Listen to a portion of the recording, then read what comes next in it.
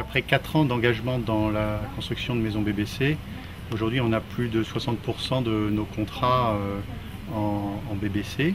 Depuis le début de l'année, c'est près de 30 contrats et au total, près de 70 maisons, soit livrées, soit en cours. Oui, donc nous souhaitions réaliser une maison basse consommation, car nous sommes très préoccupés par l'environnement et on voulait une maison qui consomme le moins possible, qui nous permette de vivre agréablement, tout en bénéficiant éventuellement d'eau chaude solaire. Ce qui est bien avec la maison de monsieur et madame Delattre, c'est qu'on a pu montrer que pour faire une maison BBC, on pouvait s'attaquer à des maisons dont la diversité architecturale était très variée, avec du toit terrasse, des toits 2 ou 4 pans, du bois, de la brique, des baies à galandage. Le BBC n'est pas nécessairement synonyme d'un cube sans ouverture, bien au contraire. À condition de bien maîtriser les équipements et matériaux qu'on met en place dans la maison. La Zenbox de Dolce Vita est une bonne réponse pour accompagner les propriétaires voulant faire un usage responsable de leur logement. Donc une maison BBC, c'est une maison basse consommation qui fait 50 kWh par mètre carré par an pour le chauffage, l'eau chaude sanitaire, les auxiliaires.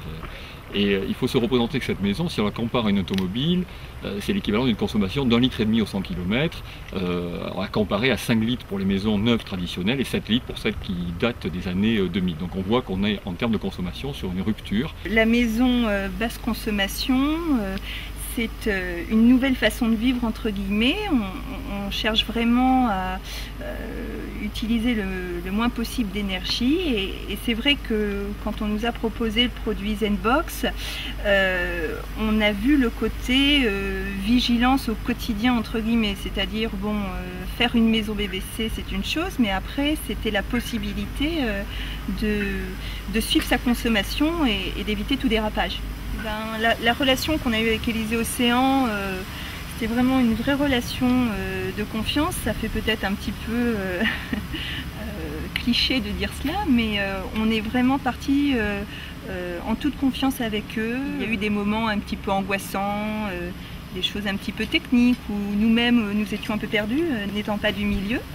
Et à vrai dire, ils ont vraiment réussi à nous rassurer, à nous entourer tout simplement et le projet est arrivé au bout sans aucun problème. Savez-vous que sur 50 ans, l'usage d'un logement BBC consomme à peu près autant d'énergie que l'ensemble de sa construction et des constructions? C'est vous dire si l'enjeu est de taille.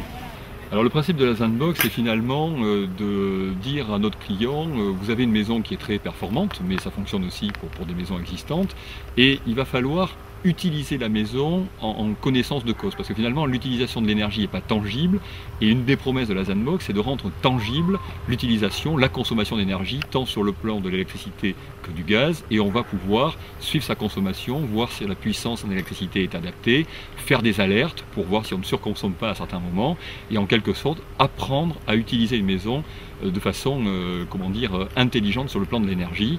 L'apprentissage de l'usage de la maison est un élément incontournable d'une manière générale, puisque demain l'enjeu sera bien la maîtrise de la consommation d'énergie et que chaque geste ou éco-geste mis en œuvre par les acquéreurs sont autant de gestes qui multipliés vont réellement développer cette prise de conscience de l'économie d'énergie. Oui, c'était la première fois effectivement que nous faisions construire et on a vraiment fait, on pourrait dire, un travail d'équipe. C'est surtout eux bien sûr qui ont réalisé la maison, mais oui, on a vraiment eu une démarche solidaire et nous avons porté ensemble ce projet jusqu'au bout et nous en sommes ravis.